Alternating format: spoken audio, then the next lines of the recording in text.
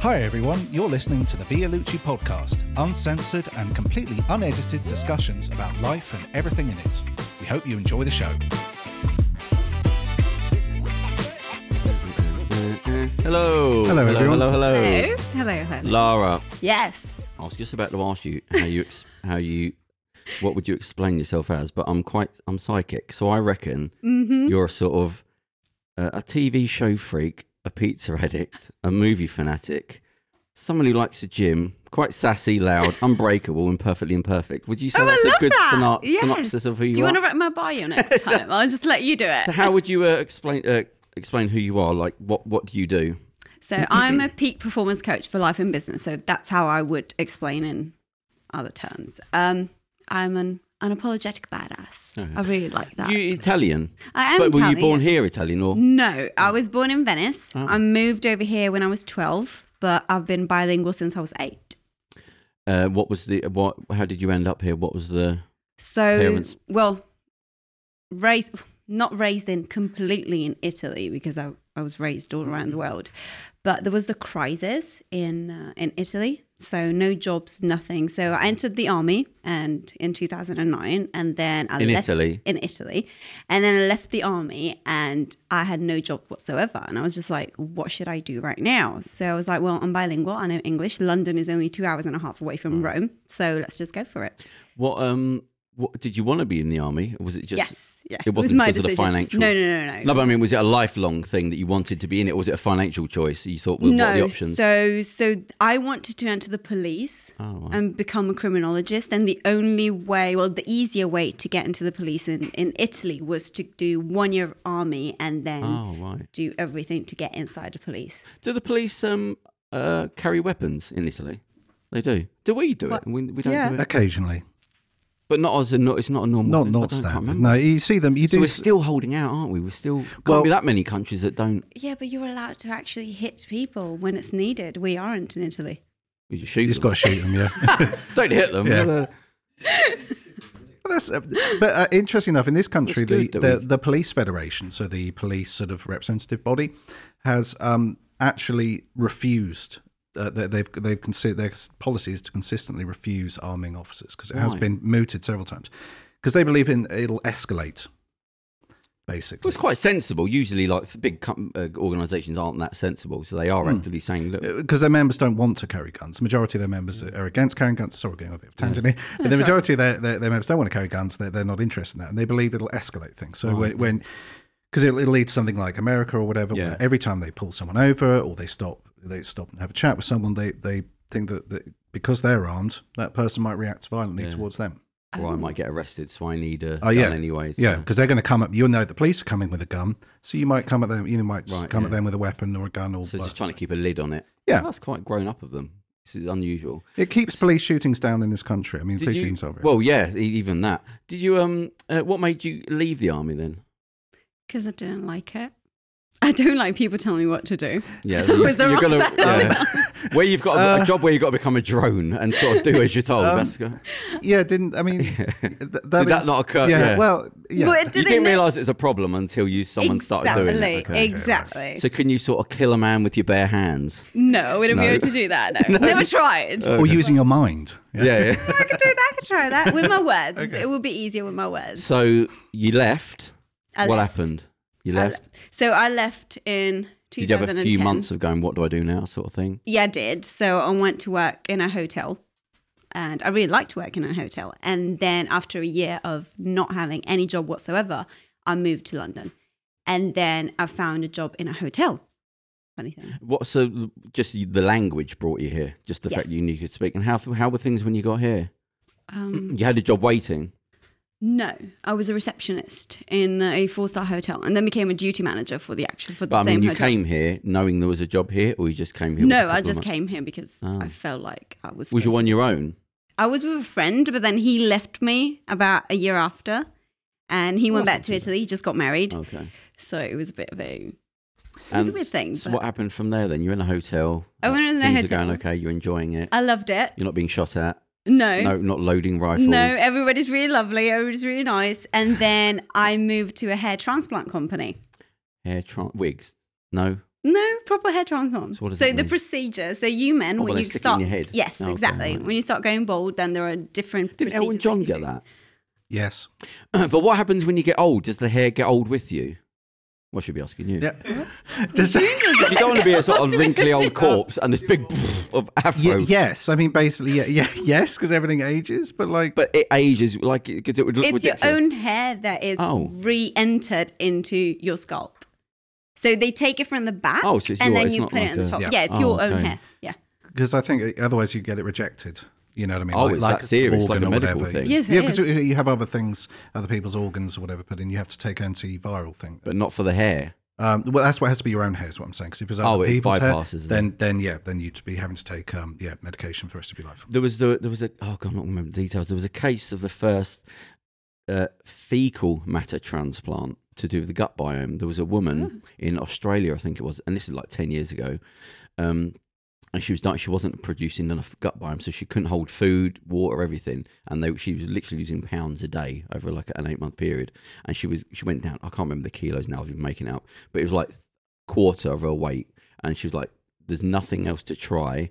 But back then, there was at the time, they said there was a thing called fecal matter, so we can there's this or nothing. And it was like in the medical profession was saying like there's days in it. She's not holding on to any food. The drip, she's basically being kept on a food drip. So they had to get the husband to do because then there's less chance of being sued and things like that, to just do this random thing. And they transplanted his fecal matter into her with the biome on it, and within days she was eating after having and that's when they really start to realize about your gut biome and all that. It's part of your system. It's not a thing that's just reject stuff. It is actually part of your makeup. But they did that, literally transported it into her, and it worked within days. Like that's how big a deal it is. Just goes to show we know nothing. Do you know what I mean? 20 years ago, you didn't know any of this biome, gut biome. I know. Weapons and gut biomes. We've done that.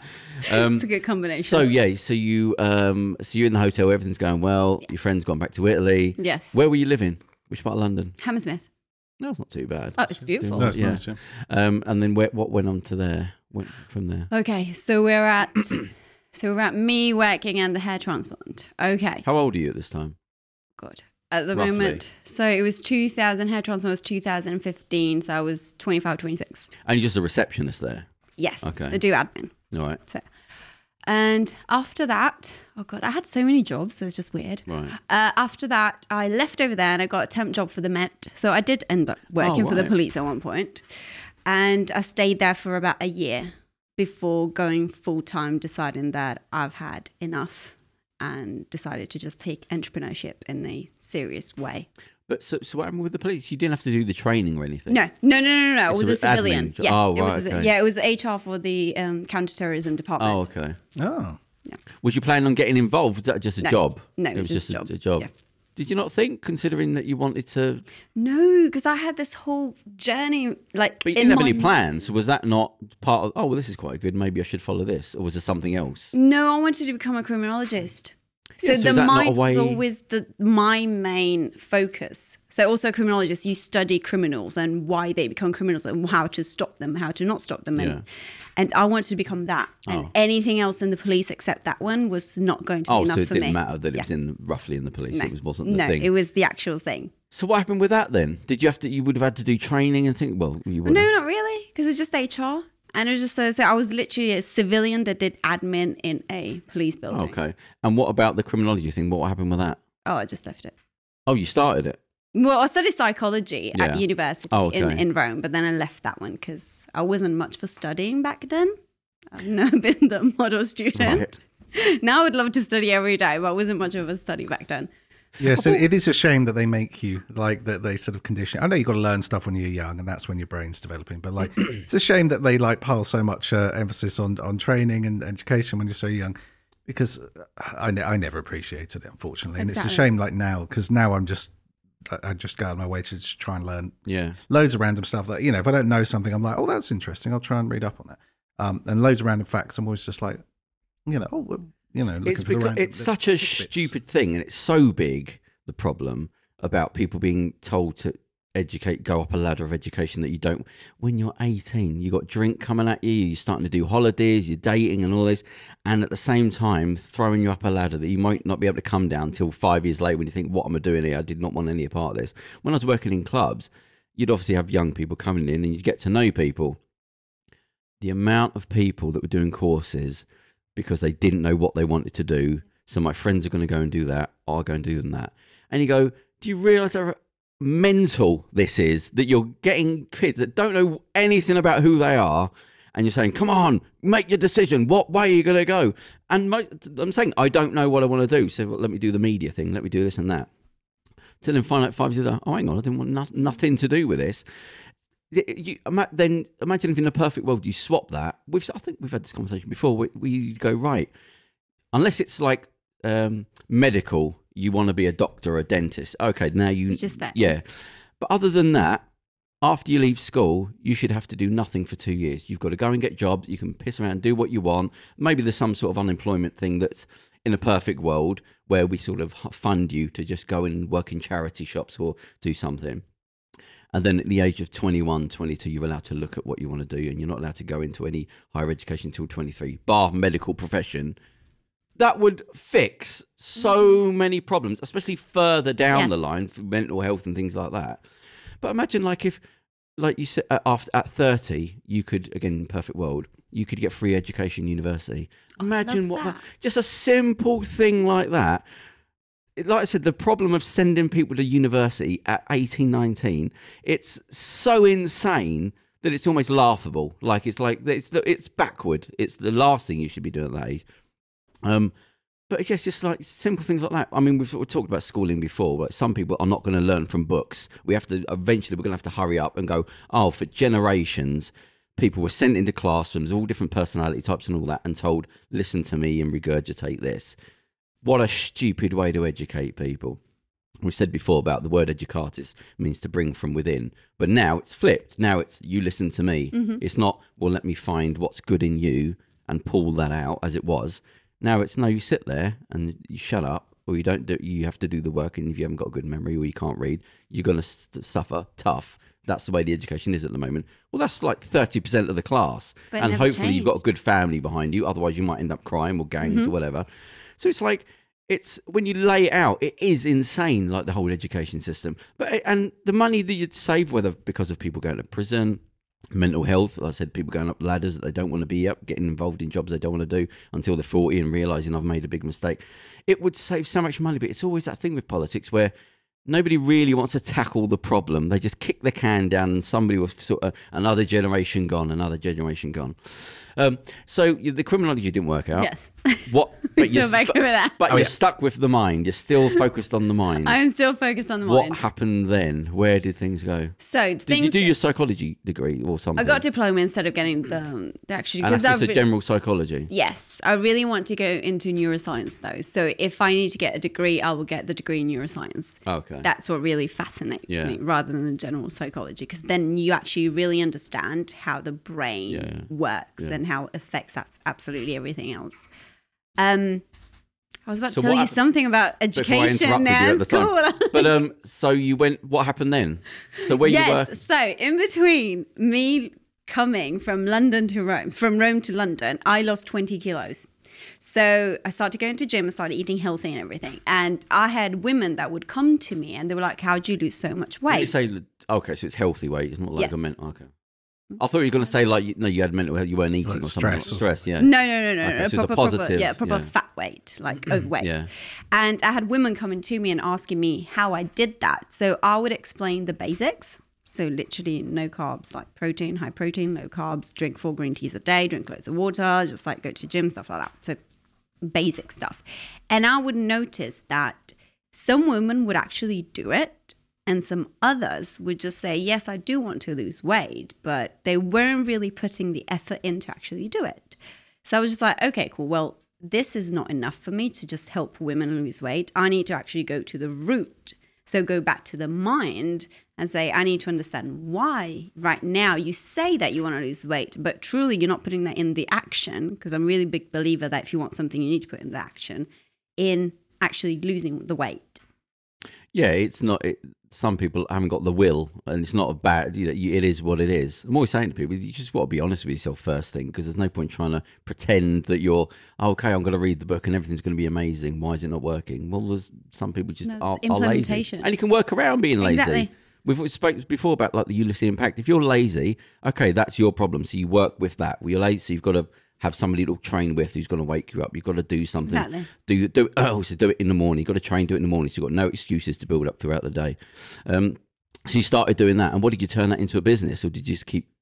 So I started studying again the mind. So I went back to psychology, got my diploma in psychology, and then the life coach kind of journey came out, and it was really big in the States. So it was really picked up in the States, and we pick up everything that comes from the States. Give it a few years. Yeah, it's mental health, pharmaceutical drugs, everything. It starts over there, and then slowly comes in the other side of the ocean. And I found this course on life coaching, and I was like, "What is life coaching?" Well, let me just go and look at it. So I started doing this course for 12 weeks and I got certified in life coaching. And every lesson that I did, I was like, I really want to do this in my life.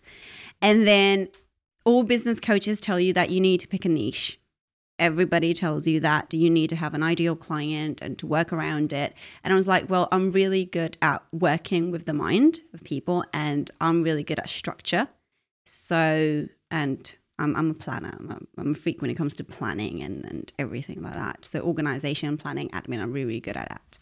And I was like, okay, let me just help online entrepreneurs figure out how to have an online business, figure out how to stop procrastinating, how to focus, how to gain clarity. Because sometimes people are just like, I want to open an online business, but they're like, I have no idea where to start. Like, what do I do? How do I operate Instagram and Facebook? How do I do all of that? So that's when I come in and I give a 90-day action plan in which I tell them exactly what to do every single day for 90 days. It's a big jump to, like, it's one thing if starting, when they say, I want to start an online business, you go, it's sort of something you've got to sort of have an idea, but to go, I want to start a business. It's like saying, I want to earn money. Well, what's your plan? Oh, I don't know how. We go, well, exactly. Is there anything you really want to do? We've got to find something. Not, I want to start an online business. What sort of business? I don't care.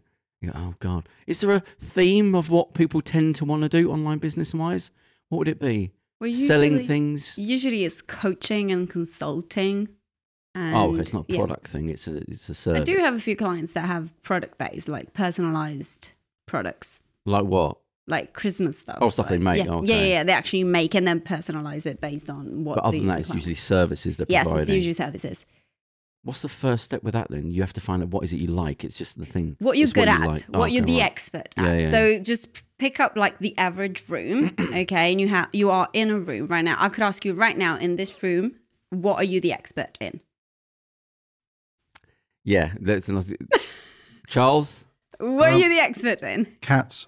Okay, cool. What about cats? Just hanging out with cats. Just hanging out with cats. Yeah. Have you got any pets? Not anymore. Do you remember people used to have, I nearly said pigeons, tweeting in the bloody house in the cages? Do you remember old people used to have the little bloody, what are they called? Parakeets? No, something else. Budgies. Budgies, that's it, yeah. Isn't that not a thing overseas? What's a budgie? Oh, there you go. No, small yellow bird. Didn't everyone in the 60s and the 50s used to have a little budgie with a little biscuit I think in it? in films they did. Yeah. Oh, yeah. I've like in Carry On movies. Yeah.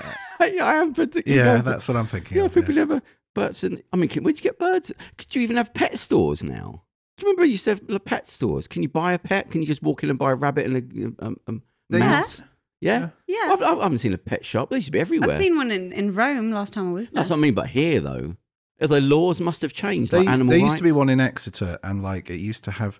It's kind of bad. Like you used to have these, like guinea pigs and these little boxes, and they were like full of guinea pigs and like mice and rabbits and stuff. Yeah. And I used to go down there when I was feeling sad sometimes and like look at them all.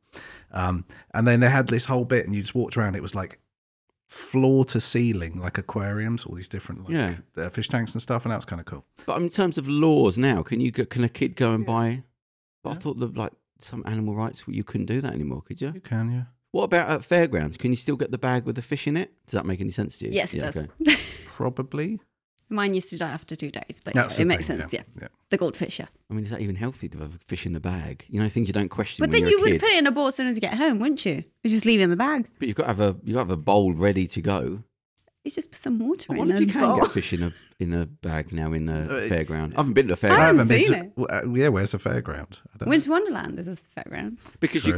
you can't do. They don't have animals in fairgrounds, and they do that. That got banned about 10 years ago. I remember there was a big You mean thing. circuses? Circuses, yeah. Oh yeah, fairground. I'm getting me. I didn't have a good childhood. I'm going from TV, so you can't have them anymore. You can't have circuses. You can't have anymore. animals. Oh, I what? thought you could. No, I remember like being young and watching like there's some new. It just on the news. It was all about no more animals and so you're not allowed. So no more tigers, no more elephants. No, not you joking. Anything. I don't think you can have any trained animal that's there to perform. I don't think. You think I haven't seen any. I've seen circuses. Can't I've never seen remember any the last animals. circus that came through. Yeah, a lot of the ones that tour now are sort of Eastern European stuff, and I'm not sure that they have been touring much because of COVID. Basically, No, I don't think you can do animals anymore. That's why I don't think. And every town had a pet shop, and I haven't seen. I can't remember the last time I've seen one. So I'm thinking the laws have changed that you can't just go and buy.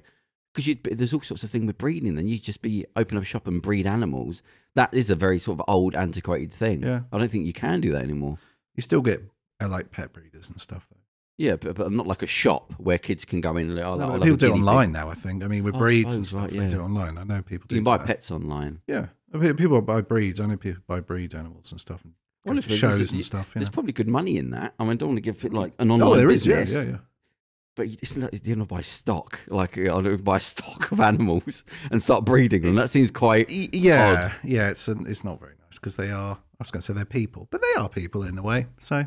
No, they are. But yeah, but I assume that times have changed. You can't do any of that anymore. But you can buy dogs and all that online. But you don't need a license, do you?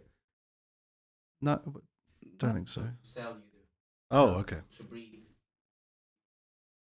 But don't they have them like on eBay or Gumtree or something like that? I don't know what websites you're going to. Don't they have the, I've seen chimpanzees. There There you go. tigers. License from Craigslist. Yeah, Craigslist. Craigslist isn't like yeah. Is that still going? I thought they knocked that on the head. Craigslist still going? I don't- Didn't they knock it? There's something you got banned or something. was?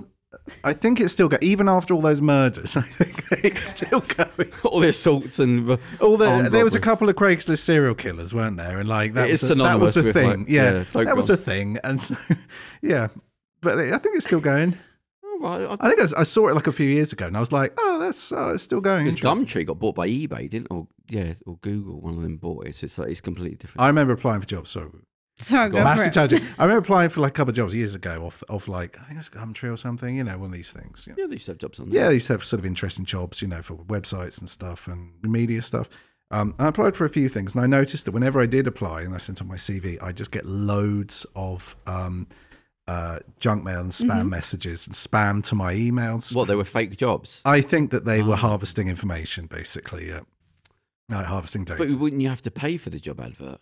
So that, or maybe you didn't do that. I don't think you did. No. So it was very cheap. It was. No. But do you handle anything to do with the businesses, or is this just about the motivation to get the business done? No, I teach them how to do the business. So, for example, if somebody comes to me and says, I have no idea where to start, I am a mental health nurse and I want to start coaching and consulting and helping other people to get over their mental health and really action. Yeah. So there are certain things in an online business that you need. You need a sales funnel, for example. So I would teach them step by step how to create a sales funnel. What's a sales funnel? So a sales funnel, Connections. is from, so you start with a freebie. So it's an opt-in. So it's something that it's free that you give to your customer, and then you nurture them through an email sequence to then take them to the actual sale. Oh, okay. So that first hit's free. Right. After that, you got to pay for it. Yeah. Got it. There's a lot of that around here.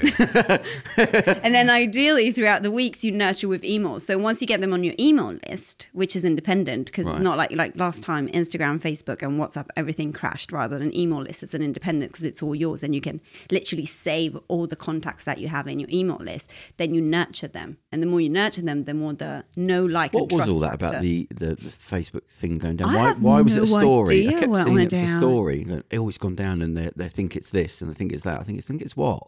What's this? Who's gaining from Facebook going down? It was kept going on. I was thinking, what? It went down. Yeah, well, but it's like, no, it did go down for about 36 hours, 24 hours. What is it? What's the people freaked out? They did. I freaked out. I remember Disney Plus didn't work for about 3 hours one afternoon, and like it was like my day off, and I was like, right, oh no, I was like, right, time to watch some Orville or whatever the hell it was, and I was just like sat down. No, I think it was the new Black Widow. Anyway, it doesn't matter. Right. It was a new Black Widow movie, and I was like, oh, it's just dropped, cool. And I was like, got a few hours, gonna sit down and watch this. McDonald's has been turned looking up. forward to seeing this film for a few months, see what's up.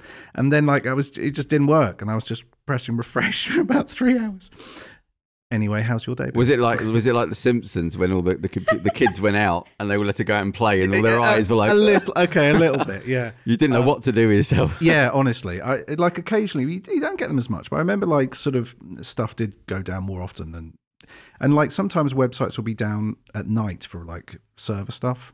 A lot of banking does that, like it doesn't work between the hours of Like some companies do that, just because off hours or whatever. But I remember YouTube stuff used to do that occasionally, and then like. Nowadays, you couldn't do that, but that was like, so 10 years ago, it's like, oh, it doesn't work for a few hours, so what? But like now people are just it's such a big part of everyone's lives. Imagine if the internet went down just for like a day. How great would that be? Just everyone has to go out and nothing to look at. Yeah, no phone, nothing. You can't look at anything. That'd be great. Do you know what? Mental health wise, do you really think that would be great? Mental health wise, if I was in charge of the country, I'd say, right, as part of the mental health, there will be every year, there's a 3-day period where you cannot use your phone. You can't, not the phone. Internet purge. Don't use those sort of words. It sounds like more fascistic. No, it's like it would work. Purge films. I don't know, I've never seen them. I do think it would work because if you're so addicted to it, that even giving it 3 days, it creates even more anxiety on somebody. No, you've got to you can't say the addiction exists, so we just have to go with it. You need to. Anyone I speak to who like they'll go on holiday and they'll leave their phone or they go camping. I don't say all of them, but I can think of the people that have gone away and not been able to use their phone and come back and say, oh, it was great not to use the phone. That sentence I keep hearing, oh, it's great to not use my phone. You have to get over it. To not use it is a good thing. Yes, and there's a but. You're just thinking about your businesses. No, it's not that. I'm just, no, because I had a beautiful like afternoon and evening when Instagram and Facebook went down. I was fine. Yeah. But no, my but is that nobody's forcing you to use a phone. No. Like you decide how much time you have. Now, the fact I don't want to be a fascist, holiday, but sometimes you've got to take charge. People are not going to do what they're supposed to do. Okay, so teach them at the root of the problem, which is their addiction to use a phone. Don't try and treat the actual problem from the outside. But either way, you've got to force it upon them. Because if you say, right, we're going to start running classes, that people go, no, I'm just going to use my phone. That's what I mean. Sometimes you've got to lay down the sledgehammer on people. Whose decision is that? Well, that's what I mean. It's if you leave it up to people, nothing will happen. So you have to. And I don't agree with what I'm saying technically. Okay. I don't believe in bringing down laws. I was thinking if we all could sort of agree that it works, there should be a 3-day period. I mean, I'd have one where even a day. Let's say Christmas Day. I mean, it's Christmas Day maybe. Yeah. Like, okay. We'd still try and stay. But then what about religion? The most commercial holiday of all times. You were taking the phone down. But the thing, you got religion and people that don't believe in Christmas. That's when it started to get a bit. Ooh. Well, why I'm not celebrating why am I? True. But then everyone would start saying, "Oh no, I'm now Jewish." Who doesn't celebrate Christmas? Jedis. Yeah, I'm a Jedi. I don't. The internet, there's been no downside. I don't think. I thought because I mean, there's been talk of shortages and energy crises and potential brownouts and blackouts and energy issues and such. That we've had petrol crisis and food shortages already. Who knows what's going to happen for Christmas? It's going to be great. Let's find out.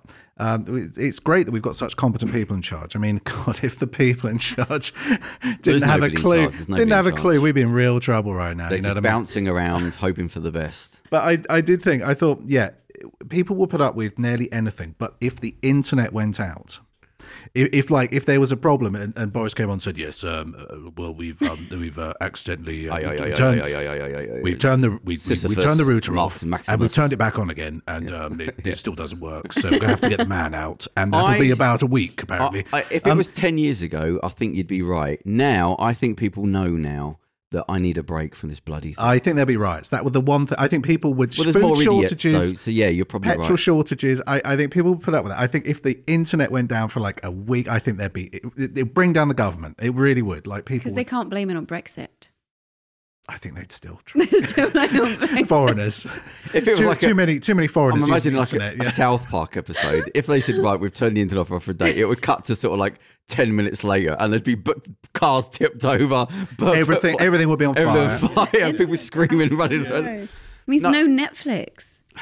No, yeah. Amazon Prime. You've got to go out. You've got to go to Google. the park. Yeah, you've got to go out. I mean, are there companies, medical services? Yes, they are. Mm-hmm. But then you just make exceptions for that. So it's fine. But this, you've got to... listen, this goes against everything I believe, telling people what to do. But at a certain point, you go, right, they're not... this is for your own benefit now. We have to have one... And it's only one day.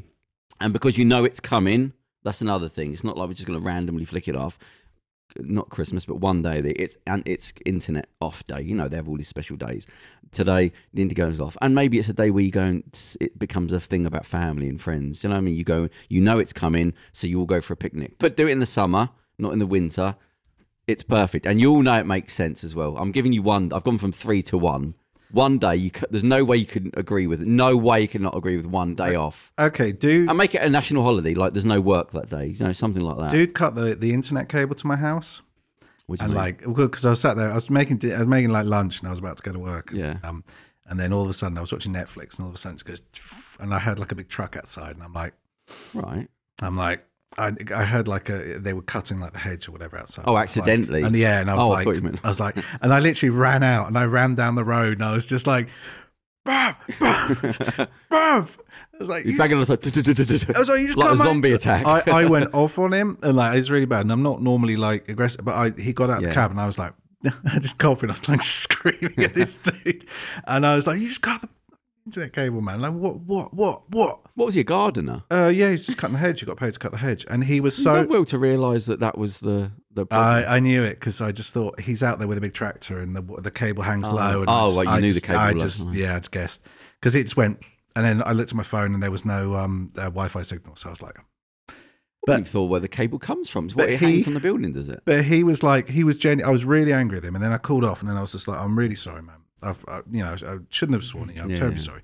And he was just like, oh, I'm going to get in trouble for this. And I was just like, all right, I won't tell anyone. I'll just say the truck did it. I was like, and then like he actually gave me a bottle of wine for like Christmas. But what, he came back? Yeah, he came back a few months later, and he gave me a bottle of wine. A few months? Yeah, a couple of months. But he was just like, oh, dude. He goes, oh, yeah, you were really angry, man. He was so pissed off, and I've thought about it for ages. Yeah, because I've never heard of you losing your temper. It was the That's loss what of I'm Netflix. saying. That's what I'm saying. Like, right. So you're extrapolating the fact that you're usually quite a mild mannered. So I don't think he's on board with the national holiday name Internet Day. If you knew it was coming, you'd be fine. I think everyone would know. You'd plan to do something. You'd arrange. You'd go to you download enough porn for that day. So people would start cheating and downloading the bloody stuff before. Then you've got to become a more authoritarian. But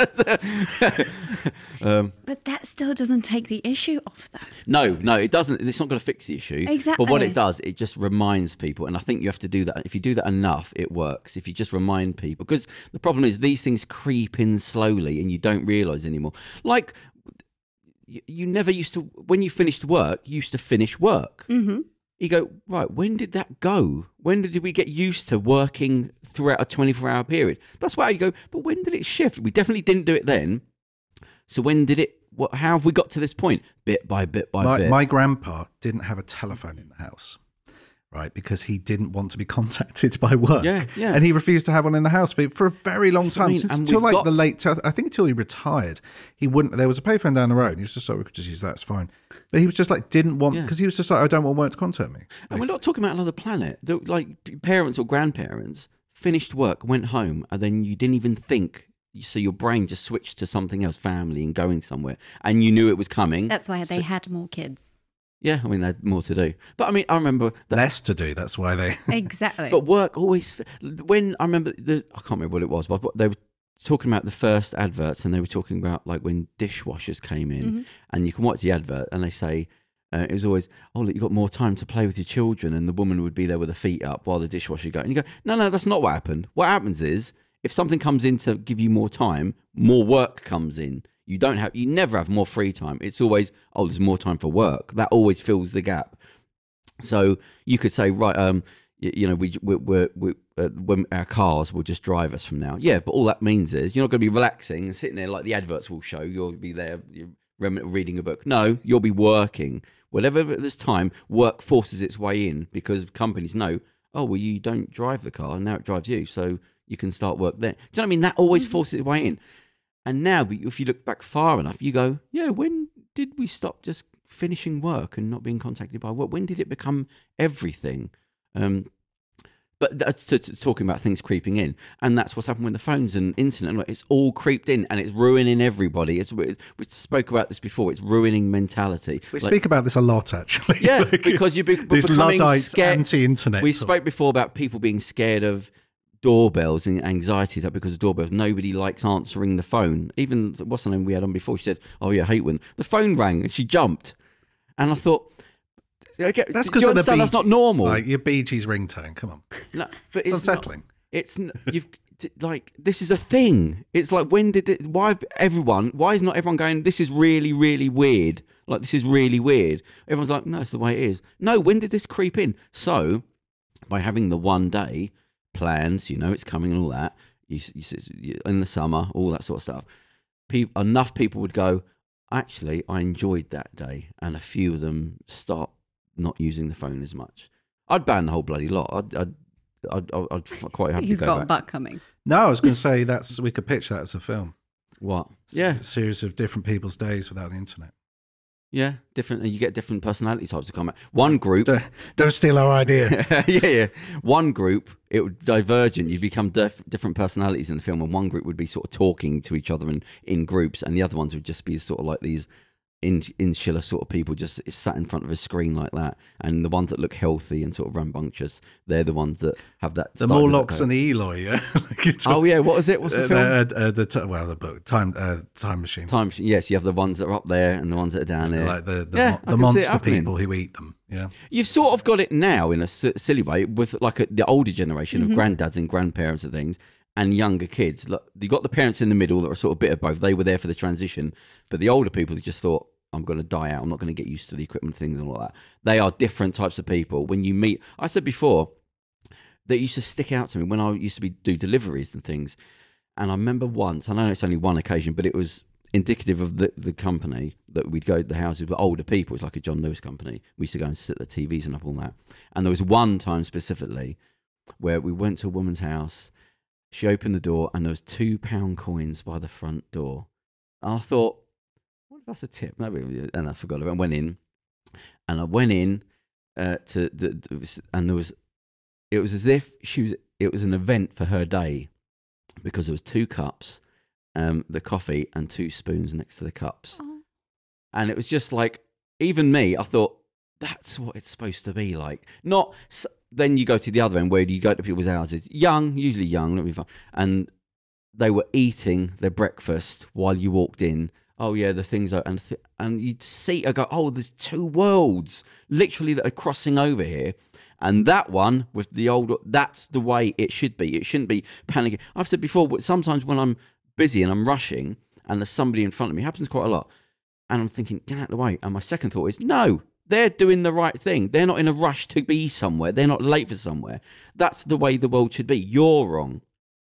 So the 1 day thing would just remind people the world shouldn't be like this. It should be more calm. And you could go, yeah, but listen, you go, okay, right, so let's keep it that way. And now let's look at all the mental health problems, all the anxiety problems. What about that? Well, what are you going to do? Just forget about it? That's my problem. There's a big problem there. And it needs to be solved. And it won't get better. It will only get worse. There's no end to it. It will only get worse until we're like Japan and everyone's committing suicide over little things. You've got the hikikomori and the scared to come out of the houses and all that sort of stuff. And you can't go, right, for a week, you can't do that. But you could say, right, for 1 day, and people would like it. And I think you both agree with me anyway. Mate, you wouldn't have a day off that day. You'd be working or something, so you wouldn't have to be. Your Netflix wouldn't be down. Silly. But it doesn't physically. Your Netflix wouldn't be down. No, but it's what I mean. As long as the Netflix is not down. Yeah. I know it doesn't. It wouldn't actually work technically because people would cheat. and they would take work home with them, knowing that it was their day off to do it. And so I know, but it's just like, and that's what I'm saying. It comes down to the actual person. Yes, but yes, you could say we need to fix the actual issue. My thing is that is not going to happen. So the next best thing is to just say, look, we're just going to have a day off. It's a one day off on the Queen's birthday or something like that. Whatever. I was thinking we are probably the last sort of generation, or whatever, that before the internet takes over. Because I was thinking it's never going to go. Growing up with a screen in front of you as a 1-year-old, the digital age and all this technology and information stuff, it's never going to go away. It's only going to become more prevalent and more of a part of everyone's lives, even part of their bodies. Probably we're going to end up with a matrix thing, and you can jack in or something eventually, or some kind of implants or something. That's the way it's going to go.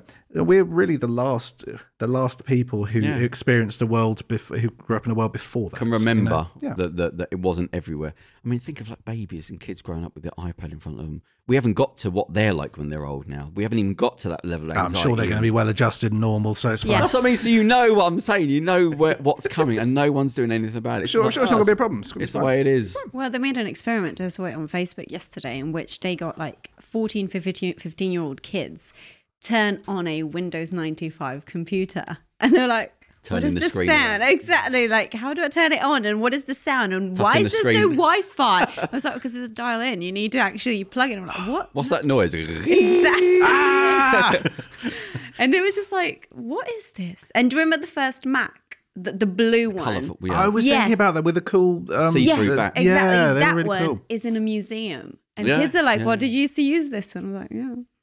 But another generation would go, you used to have a piece of plastic screen in front of you. Well, not holograms. Holograms. But they used to have these series of videos, and they used to give like sort of, I don't know, like 10-year-olds like things like a Game Boy, but like an old, the chunky ones. Yeah. And they literally like chuck them that. And they're like, what is this? And they're like, some kind of doorstop or something.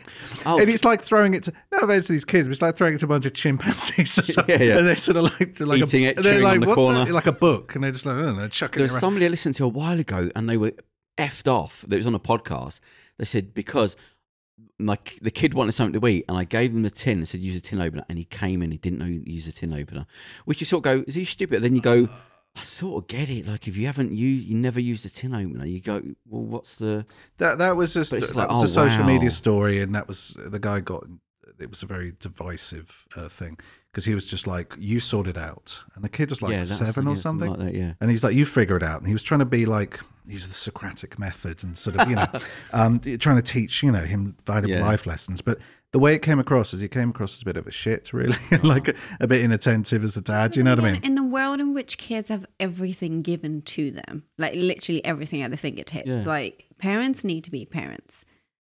But it's not, though, that the TV is the parent. This is what it was like. There was a big thing about the fact that marketing and big business, they wanted in. They did not want two parents at home, right? So the one parent had to go to work. That's one thing. And this in the 50s, they knew that you don't want a parent with the child and the TV, because the TV is always going to be secondary. The parent's always going to be in charge of the TV. So they wanted the woman to go to work so that the TV brings up the child. So, and that's why you've got this the society we have, where everything is purchase. Your happiness is associated with your purchasing. So they said a lot of things like the liberal movements and women's rights were co-opted by big businesses and funded because they knew they wanted to. We've spoken about like the cigarette movement, where they were called freedom cigarettes or freedom sticks, but they jumped on the bandwagon of the women's rights, feminist? What's the suffragettes? Suffragettes, yeah. So the big business cigarette companies would fund their marches and give them cigarettes to say, look, we can smoke as well. So, but the idea was, the big media was that the TV has to bring up the child because the parent is getting in the way. So we need to get the woman to work, get both parents out of the house. So you can brainwash the child. Basically, yeah. And you go, and that was then, and you go, yeah, that's what has happened. And now everyone, the happiness is associated with buying stuff, especially children. It is just, what am I getting? And you're talking hundreds of pounds. You go, but that's what I mean. It's like you've got to be reminded of like what being a human being is, what being a member of a family is, what friendships are, answering the phone conversations, not texts. And you go, but it's going away and no one's doing anything. You've got to see what's happening. But everyone's like, no, it's just the way it is. But it's going to get worse. Well, it just gets worse. And you go, well, that's not an answer. I can't be like that. I can't just go, well, it is what it is. I refuse. I go against everything. I'll call people. Speaking to, I was talking to Kerem about texting me. He didn't want to text me. I said, text me at 4 a.m. I don't care. Just whatever. This thing of people not communicating, it's dripping away. And as we've said about the podcast, you're only you because of your experiences that are kept in place. You're not you. If your experiences fall away, you will change and you will lose skills. So these things need to be kept in place. And every generation can't be a bit more socially awkward and a bit more anxious than the next, because where does this end? Mass suicides. And then they look back at this as the good times, when at least we still spoke and we met and everyone wasn't living in cubicles and never went out the house and everything was brought to you. I don't know what we're talking about now. Well, go on. All right. COVID. That's well, basically, yeah. Let's not start that. But we could have sort of COVID living as the future, like everyone's just removed from everyone else, no one's being around everybody else, but more to do with anxiety than anything. But the biggest problems you find, I keep seeing things with time management with you online. So is that a big thing with people managing time? That's the first thing. It's a big thing that they can't manage that's time. The biggest problem. I suppose because before you do anything, you've got to set time aside to do things. Exactly. You always start with a goal. Yeah. So you always start with the end in mind. And then based on what the end that you want to achieve is, then you plan it. And the more you plan, the more success you're going to have, obviously. But if you don't time manage properly, then you're not going to get the things that need to be done. And then time management goes together with prioritization. So you need to prioritize the most important things. So sometimes, especially the online entrepreneur, what they do is they focus on the easiest things to do because they're easier and they're quicker, rather than focusing on the big and the hardest thing to do. Yeah. So then they waste time. It's funny. I mean, that's just a universal truth, isn't it? Like the quickest way to fix things is to face the things you least want to do. Don't skirt around and drag this out for years, rather than just face. But everybody's looking for shortcuts. Like people. Well, that comes back to Google and things like that. Everything's instant. Give me it now. Then why am I doing it tomorrow? I want it now. But a lot of people think there's a cheat or a hack or an equation, and if there's a little thing that.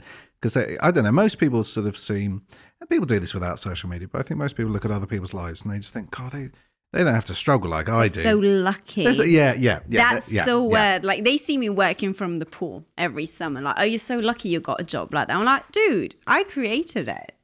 I'm just like, it didn't just come and fell from the tree and that was it. No, I created the life that I want to live. But even it's sort of scary that they're not trying to be funny. They assume, well, I just want that thing that you just did. You go, no, we've got to start from the beginning. Exactly. You're a lot more than work's going to take. I listened to something just recently. It's an American show, and they're talking to a psychologist, and she was saying, with all the work that you've done, she said, what's the biggest problem?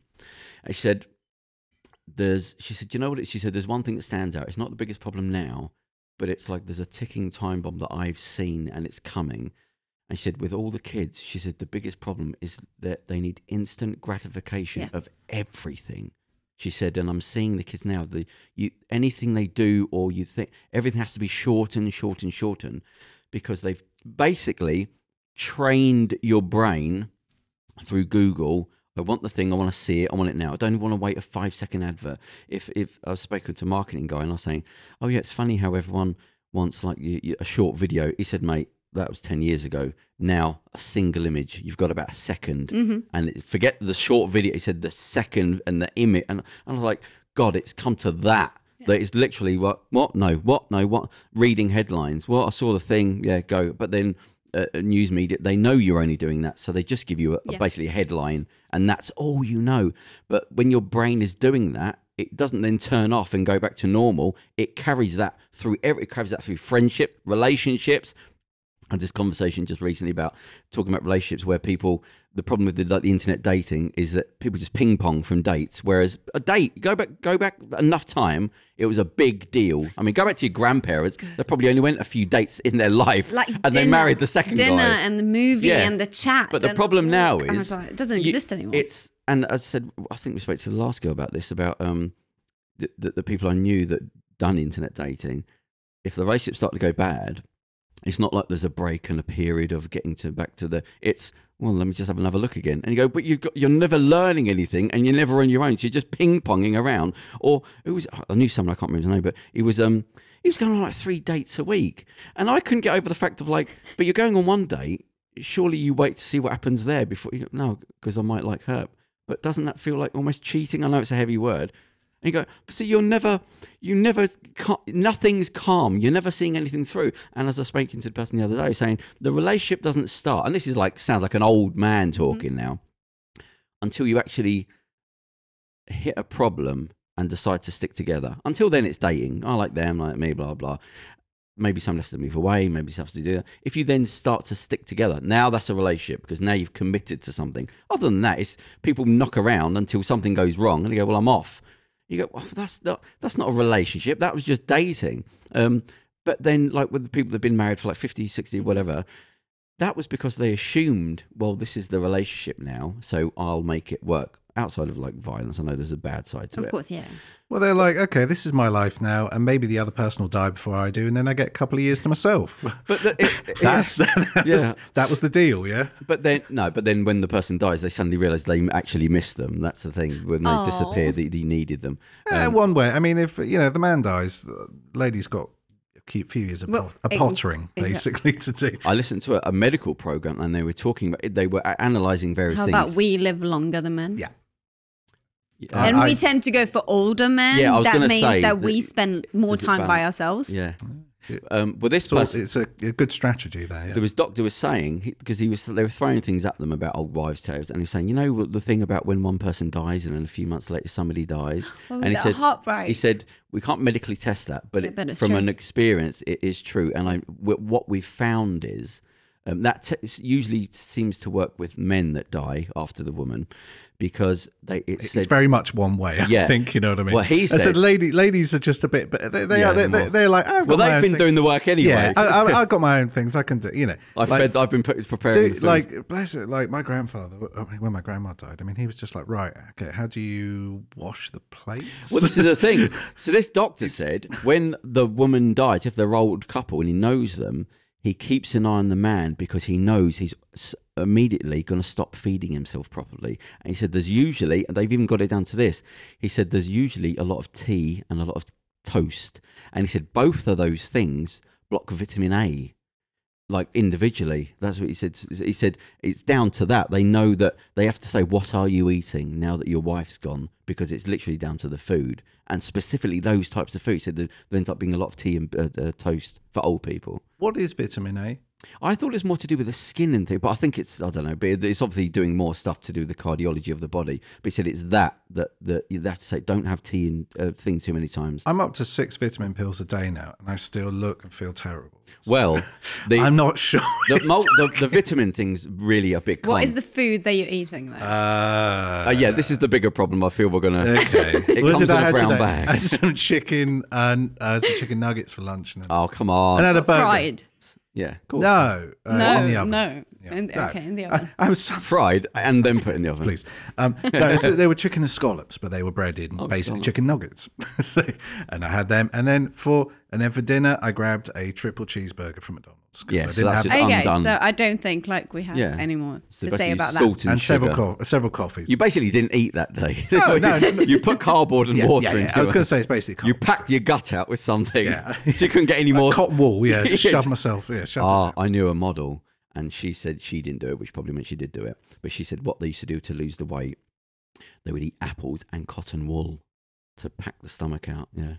Apples. You serious? Yeah. And she was talking about the people before. Well, actually put it in your mouth and swallow it and let it go in. Apples and that was it. You know there's pills for that, right? Now. So this was 10 years ago, and she was talking about people from her generation before. So, but they were sick. They didn't know about health and things back then. Just take some speed or something. I mean, come on. Just smoke meth. Yeah, it probably wasn't. But the Hollywood diet didn't really come into the 80s. So it's probably, cotton wool is cheaper though. I mean, if you're gonna, I think smoking meth might be better for you than like eating cotton wool. That's what I'm going to say. I've made my point. I'm going to settle down. I wouldn't have thought you could digest the cotton wool. I've never found out. Exactly. That's what I'm worried about. She said no, it's a massive thing. That's what they do. My cat ate string once, a bit of string, and coming out the other end, that was. I don't want to end on this. So, outside the time management, is it an easy thing to grip hold of with people, or is that a big deal? Because that's almost like a lifelong problem. If you've got a problem with time management, that's a lot to. So ideally, what I tell them the first thing to do is to take away. So you need to time block. Okay, that's the first thing you need to do. First thing, take away the sleeping time. What's that? When you actually sleep. Oh, sleeping. Sorry. Yeah. Okay. So do you remember what that is? I thought you said leaping time. Okay. No, so the sleeping time. So do you sleep from midnight to 6 a.m.? Right. Now, you know that throughout that period of time, you're not going to do anything because the only thing you're doing, you're sleeping. And then the second thing to do is take out your lunch, your dinner, and your breakfast. Because you also know that it's so important for you to eat and just eat, not do another 1,000 things together while you're eating, because it's important for your digestive system to actually focus on eating.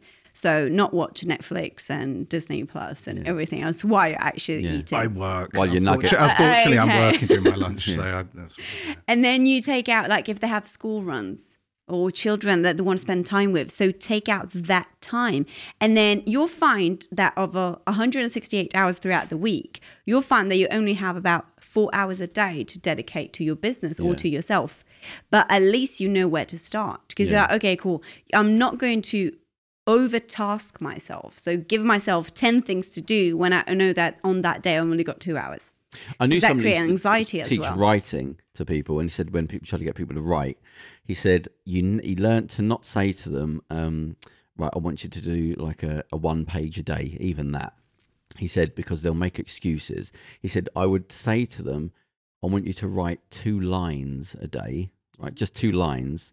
He said because it wasn't about the amount they'd write. It was getting them to actually go and sit down to do it. And if they sat down to do the 2 lines, they would automatically do a paragraph that led on to 2 paragraphs. He said, but if the fact that you say a page was like, do I have to sit down and write a page? But he said, I tell them to just one or 2 lines, and then they would automatically, now they've made the commitment to just sit on. But again, it's just, we're going back to that level of like, that's how low you've got to go. I mean, writing's difficult though. So, I mean, it is, you know, you can...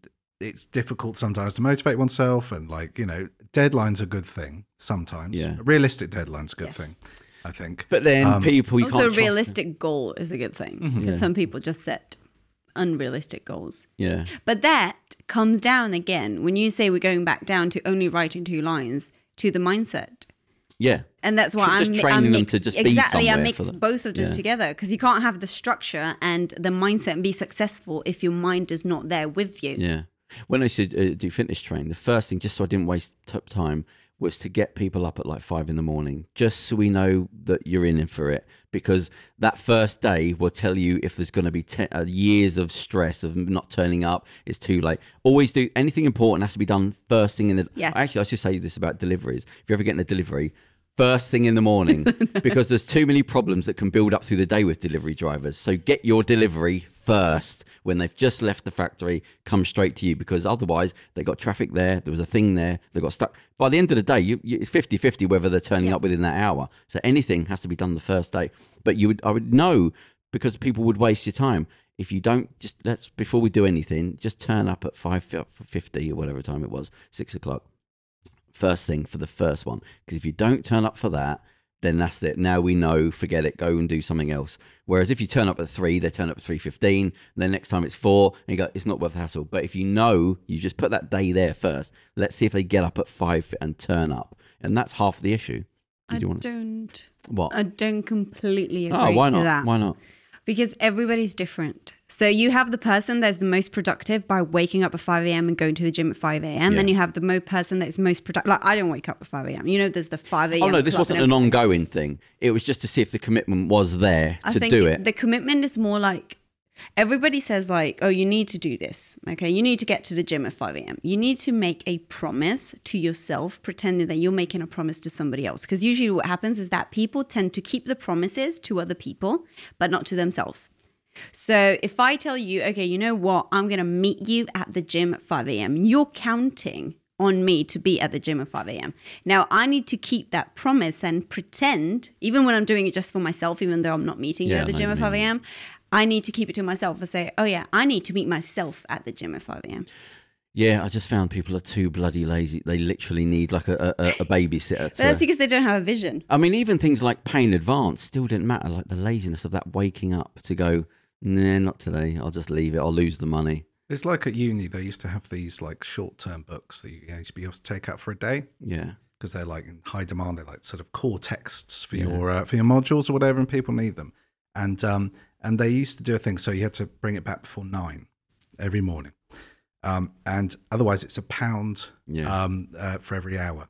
And I used to wake up sometimes and be like, yeah, I'll pay £1 to stay in bed for another hour. That's what I mean. I'll pay like £3. Yeah. I was like, screw it. I'll go and have dinner. I'll go and have lunch. You know what I mean? I come back at £6, £7. I don't care. But that's what you're working with people. Like they'd spend the money rather than get up. I don't know what that is. Because I'd be like, yum. I'd just wake up and go, I should get that book back. And I go, that's £1. I'll pay £3. And like, I was constantly had fines. Here's a £5. I constantly had fines. It was really funny. And I was constantly paying. Just lived with the fines. I was like, okay, another £7, £8. Okay. And then like next week I was like, £12 fine. Whatever. I knew a guy when he used to go into Leicester Square sometimes in the weekends. He had a bit of money. He wasn't a millionaire, but he had money.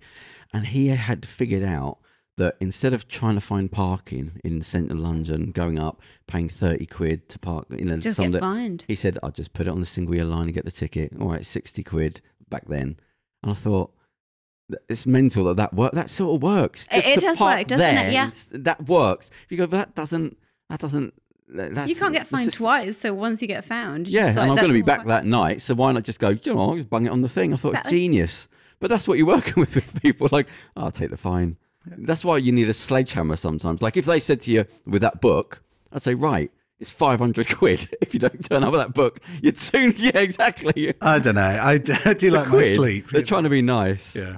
But then you might oversleep. It was a while ago. I mean, it was 15 years ago. So, I mean, £1 was a lot of money back then. Yeah, but you didn't have a vision, though, because then if you added up every single fine that you had to pay at the end of the month. Yeah, I mean, if you had to take the book out every single day. Exactly.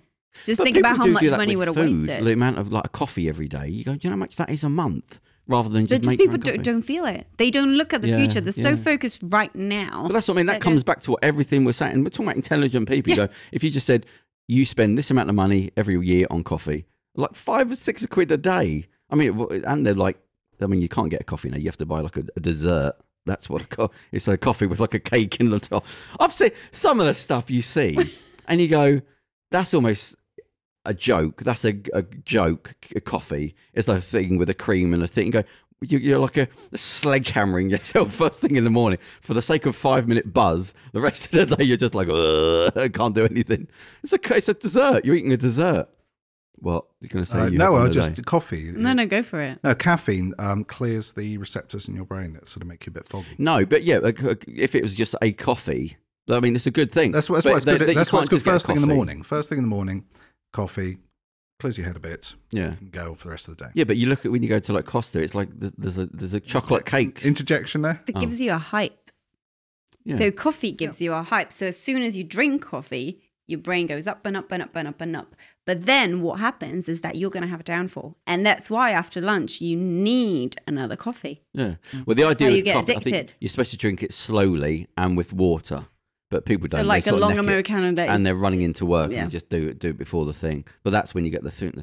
But I mean, that's a drug. That's no different. It's a drug. It's literally a drug. One of the worst ones in terms of long term. Because you start it.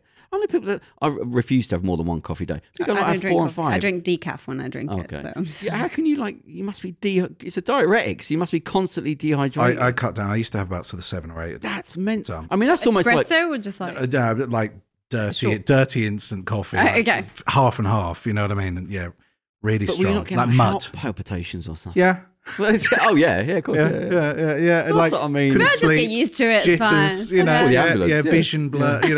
We just have an ambulance, We just have an ambulance parked outside. It saves time.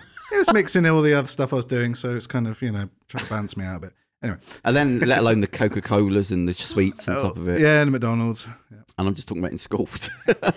Just get them drugged up. Oh, I knew a teacher, and she said, and this is a while ago, so I don't know what they do now, but she said when the kids would go out for school, they knew not to plan a proper lesson after they'd been out for a break because they were all hyped up on Red Bulls. Like they were going and getting a load of Red Bulls, and they were thinking about being a kid anyway, 14, 15, like bouncing around the clock. He said, you come back, so they knew, just that's a wasted lesson. The one they're going to be jumping because they're on drugs. They're kids and on drugs. Like that was part of they knew to do that. Like just waste the lesson. Kids on drugs. When did that happen? Yeah. Well, if it was weed or sort of LSD, at least they were a bit more sort of. But to be a child and hopped up on fucking Red Bulls, think of that. I hate the smell of them. I mean, people. They taste terribly. They're not needed. People used to like. I don't see them as much. But I remember everyone used to drink Monster and stuff. Yeah. Well, you put Monster with Jäger bombs, don't you? Oh yeah, I forgot about that. Yes. Yeah. But the amount of caffeine, like 4 cups of coffee. I mean, all the same, I do this all the time. I look at the protein shakes in the gyms because you see the pictures and the hydration, and there'll be protein shakes in there, and it's like 45 grams of sugar. I think, oh, 0 fat. No. Let me see that sign. What's the other stuff on there? Oh, don't worry about it. 0 fat. There's 45 grams of sugar and there's 2 cans of Coke in there. Yeah. Yeah, but that I mean, even and that's in the gym. Like that's what even that's not a sort of haven of health. Even there, it's just in fact, you go to any shop. I see sometimes you just notice you're in the shop and you go, like a petrol station. You go, I'm in a sweet shop. This is like Candyland. It's not a petrol station. This is Candyland. The Tesco's, you're at the it's just a sweet shop. Everything's sugar in there.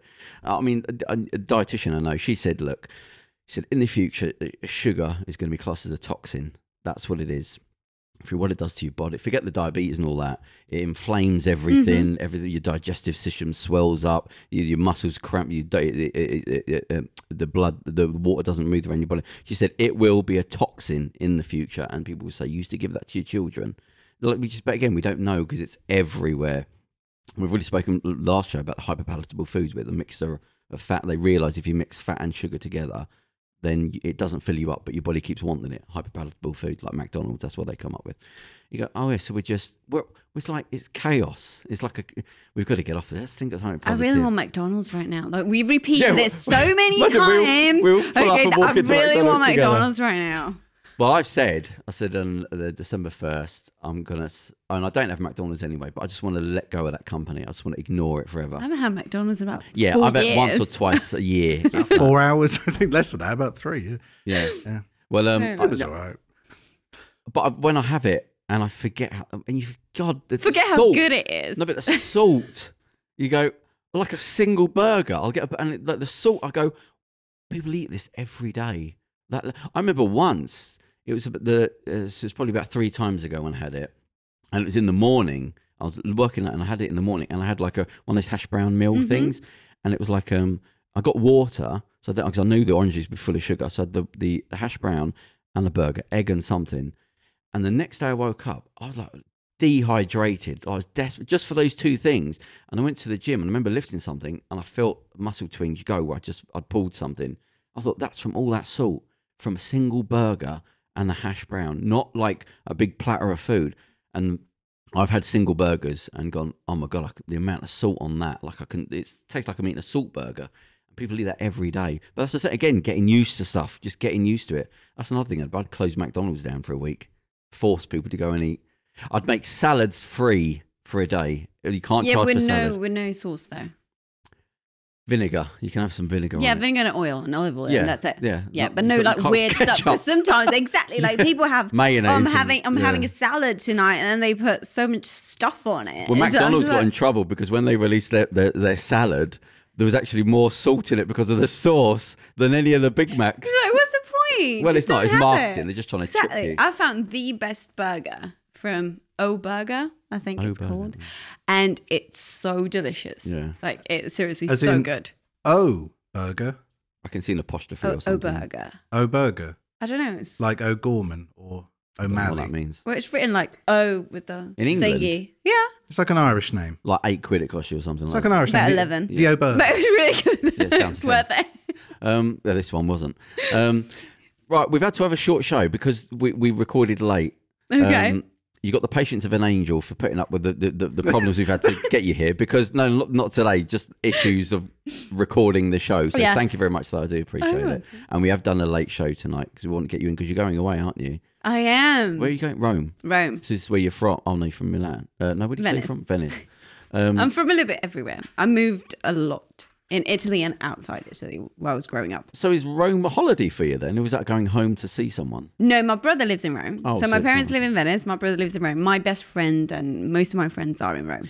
Isn't it true, talking about McDonald's, there is one McDonald's that's got a golden arch and it's in, what's the street in, it must be Milan. There's like a street and it's got all the designer shops. Yes. And there's one McDonald's there and it's the only McDonald's in the world with a golden arch.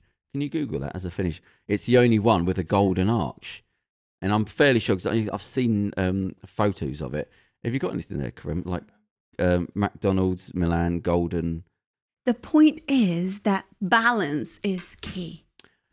Yes, but balance doesn't exist because you've got marketing companies. Equilibrium does not exist. It all goes back to you choosing what to believe and what to feel and what to think. This goes back to getting to children before they're poisoned. Yes. Because otherwise, why fight all the... But children are poisoned from the start. Like, you're a subconscious mind from 0 to 7. So from 0 to 7, you just absorb absolutely everything. Why this is the problem with TV and getting people out of the house. You can't fix everything 40 years later when from birth they've had a screen in front of them selling them stuff. But surely if you've been sort of programmed or whatever, you can be reprogrammed or deprogrammed. You rewire your brain. Maybe you should have like a deprogramming cult leader in every school to sort of deprogram children to get that glaze and they should make them read. They should put them in a room and make them read more than the sentence. They should do that. They should get kids to actually learn more about mindfulness and about meditation and about looking within themselves rather than looking for the answers outside. But we spoke about this before. Critical analysis, because I was discussing this with my friend and we both came to the conclusion that most people don't seem to have any sense of their own actions or emotions. Or their emotions. I teach how to manage emotions and people are just like, oh, emotions just come. And I'm like, no, you can control your emotion. And they're like, no, I can't. And I was like, yes, because your emotions come from your thoughts. But this is the problem with doing good and you can realise as well that maybe that day, or maybe I'm in the state where I'm a bit angry, a bit tired, a bit short, or I'm not thinking particularly clearly, and maybe it's me and not everyone else, basically, you know what I mean? Maybe it's me, my input, my reactions to things, and it's not necessarily the person I'm talking to being a so-and-so. Yeah. But all this is all good stuff, and it all works, and let's have a classroom with this and that. There's a but coming. Yeah. I can feel the but. The problem with the but is the world is set up to make them anxious, make them worried, make them short-term thinking. So little things don't help because the world has had these children the kids from a young age with a screen, and the little bits you can do, it's like putting them into therapy. But it's a whole lifetime you're trying to unpick, and the next kids, they're all being polluted. So there's a much bigger problem here that has to be solved, and the only way of doing it is forcing people. You can't force them into therapy. You can't force them, but you could say, let's turn the internet off for a day so you can just remember. And lovely, go full circle. Yeah, going full circle. I thought I'd end on my... Nice. Yeah. Come back to your point. It works. You agree it works? No. If I said we could actually do it, we could do it now. Would you turn the internet off for a day? You'd say no. Well, I mean... One day. That's fine. Like, I don't have any issues with it, okay? I just don't think that it's going to be effective. Exactly. I don't think it's going to solve the issue. I think it would. I think people would go, oh, I mean, I can put my phone away for a day. That's not an issue. Nah, but you're not indicative of most people. Most people have to be forced. No, because I keep boundaries on myself. Yeah, but if you're a 16-year-old kid who's just going, no, I ain't got any about, I'm just doing this, and they're not going to turn it off. That's not on the scoreboard. That's not going to happen. But I'm scared that if you do it only once in a year, then the anxiety is going to be even more because there's a 16-year-old kid that you just like follow no rules whatsoever, doesn't want to listen to parents, doesn't want to listen to teachers, doesn't just want to do anything. No, the anxiety is being caused by that thing. It would be like saying, well, they're an alcoholic, but can't take the drink away because it might make them sick. You go, no, but you have to do. That's the first thing. You can't say leave the problem there. And what's going to happen as soon as they get the drink back? No, but that is what they do. You have to make them stop. Well, slowly. What's going to happen as soon as they get the drink back? Yeah, but then the whole point... No, everyone's going to go back to it, but the point is they know it made me feel... Well, you can't double the internet because everyone's on it constantly anyway. No, of course, no. But like when we talk about the alcohol... but I mean in terms of you can't stop something while they're still doing it. You have to stop it, and they're not going to stop doing it, the internet. So you have to say, look, we are... I think it's not a bad thing because it's not the cutting off. It's a day of saying... It's a pause. We're going to that one day, mindfulness day, And that day, free yoga classes, free vegetables. How are you going to give free yoga classes? I'm convincing myself it's even better. People give free classes anyway because it gets them in. It's the main thing is getting people in. Once people actually do stuff. I said to this guy who owns a gym, I said, you need to have those doors open and a camera so people can see inside. He's got the bloody things blacked out. I said, the biggest thing for people, they're emotionally scarred now. People don't say everything, a closed door is a danger to them. If they can see in, people more likely to go in. Even a closed door is weird to people. So if you want people to be in there, you have to have it free, and you have to say, not come and book a lesson and it's free. No, you have to say, just go and have a look around. Just go and walk in with your mates. Just go up to, not this, well, give us your email. And no, that's too much for people. So with the day off, I think it would work if you do other stuff around it. That's the mindfulness day. We've quoted it now. And that day, the yoga classes say, yeah, come on in. How many signatures do we need to get a law passed? Well, we've got one.